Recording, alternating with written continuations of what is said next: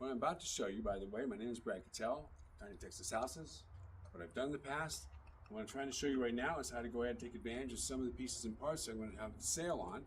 And we have a lot of these old what are called window sashes. This is the wood that went around the glass. I also have parts and pieces, new old stock that have never been installed, that made these pieces, but I have something that happen to just fit really cool for making some stuff out of. So I've gone ahead and I'm going to put these with these and mix them with some spindles to show somebody how they can make some really cool, fun stuff. This is another example of another one that can be added to change the shape of this top real easily. But at this point right here, what happens is you're able to nail right through there and right through there. So because of that, I've already done that. But here's the even funner part. I did it with square nails. Now square nails in this case, what I think a lot of people don't understand, in Texas, once upon a time, when you had a house and you were going to have to move, and this is up to your family, having to move is bad enough, but to find another house or to build another house, that's even harder. So in that day and time, they would actually burn down their house so they could retrieve the most valuable thing in the house was the nails. And so you'll see nails right here in my hand. They were actually crafted and made in the 1800s. Some of these you can see were stamped out and they're called square nails. Some of them are full round heads, a little bit better nail for longer, but you'll see those nails and that's what we're going to use. This is actually made back then. This is still new stock. You could actually get these and use them. I'm going to show you how to use the old nails to now go ahead and build this. So as we back up a little bit, you'll see me go ahead and find a couple of longer nails that maybe will go through there and have enough anchor to hold on. So in all these that you see, there's several sizes. And you want to size your nail to not split your wood and to be able to go ahead and to have sharp tips on them. Some of them have really sharp tips in their finished nails, and so they'll go in there really easily. So an example here, I'll put my foot on there, just keep it steady. And you can see how fast these go in. And then you want to go ahead and at least have two. This also stabilizes this outer frame. Now keeping in mind, these frames are old window frames and they're made out of cypress. Cypress is a tree that when we harvested it, it's probably 1,000 years old or more. Because it was a water wood and it grew in the water, and when it dried out, it would allow it to go ahead and tolerate wet conditions and not rot. And so what you want to do is by using this kind of a wood, you can make things that can hang outside in a garden and be able to go ahead and to have a screen on them if you want to, even on a window to keep the bugs out or something. What we're going to do in this case, we'll turn this over, and I have a collection of spindles. There we go. And I want to pick from these.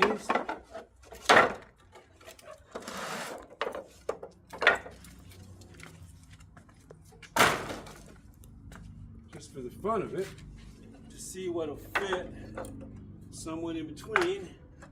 And so we go ahead and show those off and display all the different sorts of spindles that you could get back in the 1800s. And what's funny about it all is nowadays you don't even see things like this anymore, let alone have a chance to make something out of them. But from the standpoint of hanging stuff on it, you can turn it sideways, you can turn it vertical, you can grow plants on it, you can grow vines on it. And I mean by that, like we're growing some beans in the kitchen. 6 pounds of production per plant. Pieces like that that are normally old and broken, you can integrate them in here and get life out of that, where normally it might not seem like it has any life left because it's all broken. But what a cool piece to have just a screw going in or a nail going through. And that's the idea of this, is to go ahead and reuse old parts.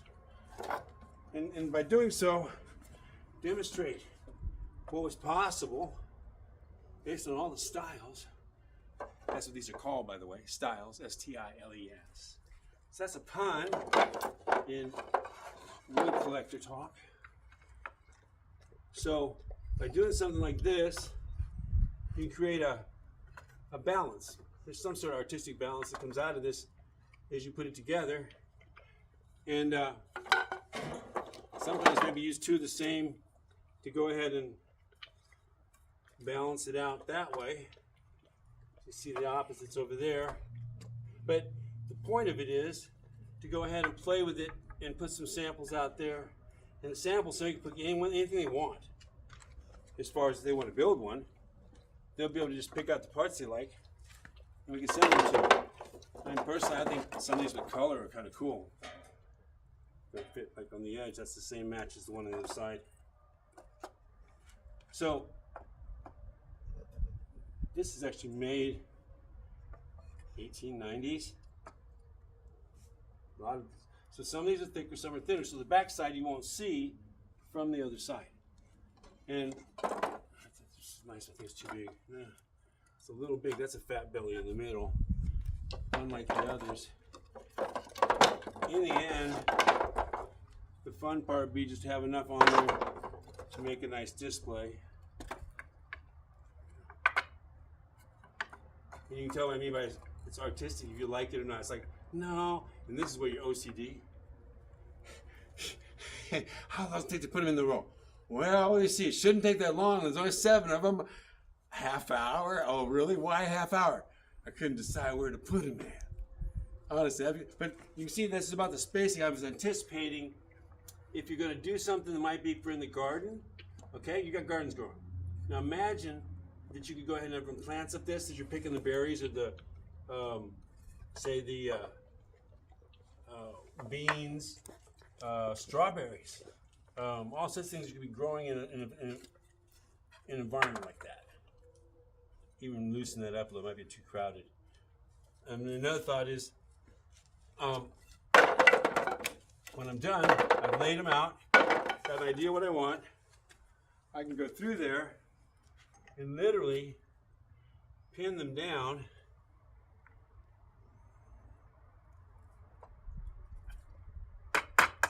Maybe.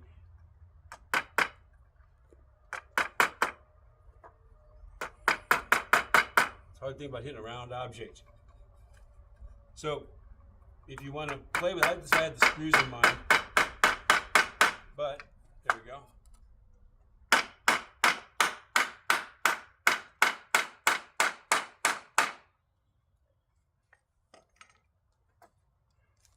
Some of these, they're long enough. That wood is good enough. Can't see it anyway. On the other side. Now, once you bend that nail, just stop, start over again. Old nail pounding in the old days is bad enough, but pounding with nails aren't very strong. Oops, I should have thrown that underneath there.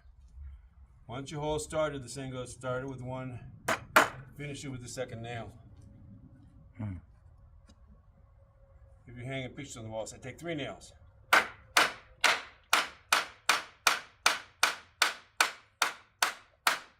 Woohoo! Don't try that at home on the first one. Same thing over here because it's going to roll. I'm going to use a smaller one, don't need such a big nail. And that's even too long.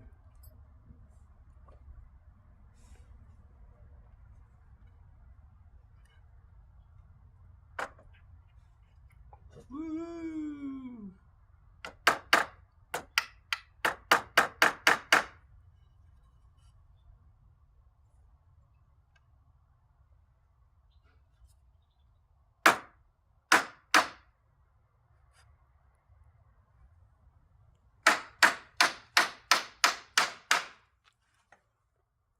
Okay, you see how I'm getting one end secured. The other one can then be secured with bigger nails.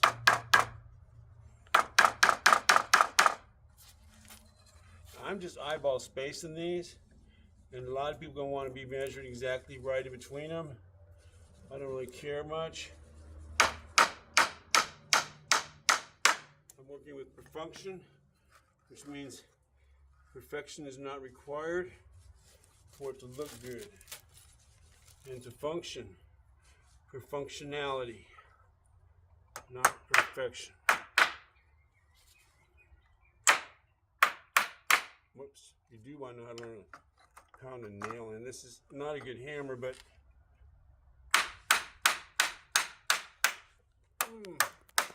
split. Some of these going to be better to get a nail. Ah, that's an old square nail instead. Would it be enough? No. Okay, so 1, 2, 3, 4. This one's not done.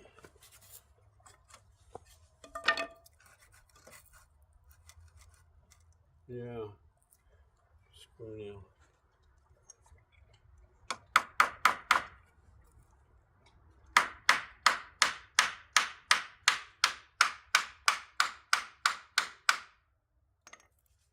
Also, the speed at which you hit it, how hard you hit it, sometimes it can be a factor on whether it cracks or not.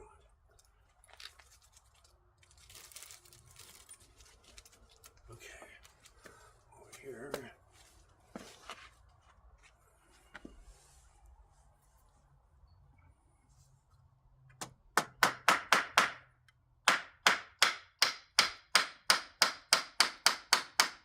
It did crack a little bit, so I got hurt it.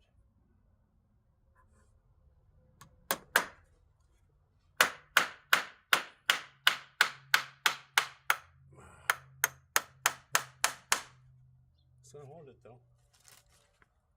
Okay.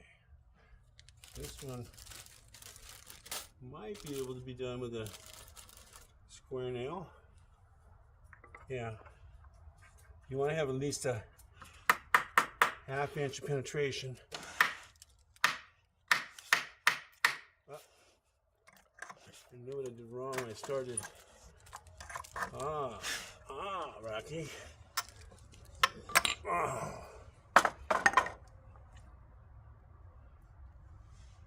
And what I did on that one is I started it with the wide part, went across the grain instead of the narrow part of the nail.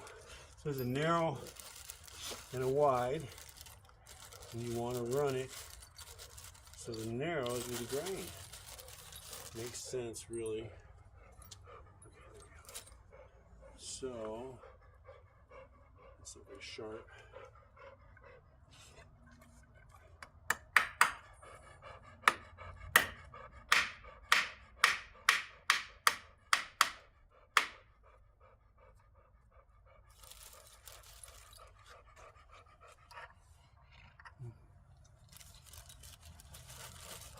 So this is dragging on. We'll probably be nice to speed it up, but it's also a good lesson on what not to do on some of these nails.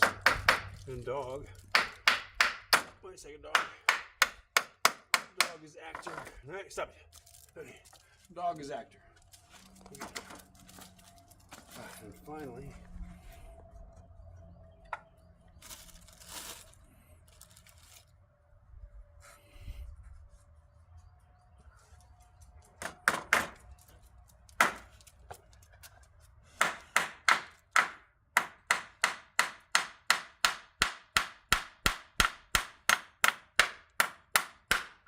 your functioning as a distraction. Oh, that'll keep you for a minute.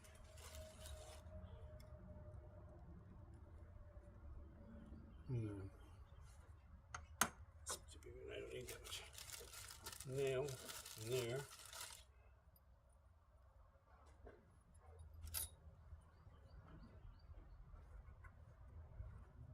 Oh, that's a big one.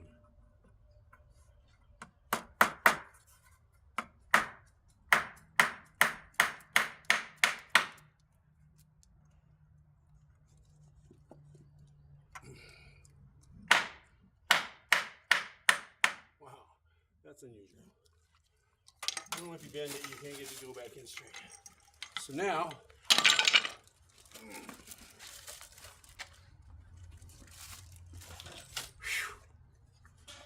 room divider, or if we're in a garden, What do you think? This is the back. We can cover the back up if we want, but if you're going to put it on the wall, that's probably all you'll ever see. So, the person can select a set of spindles, have these already set, know we got this size already done, and if they want it even from there, you still fancy it up a little better. All right, thank you very much. Appreciate the little help.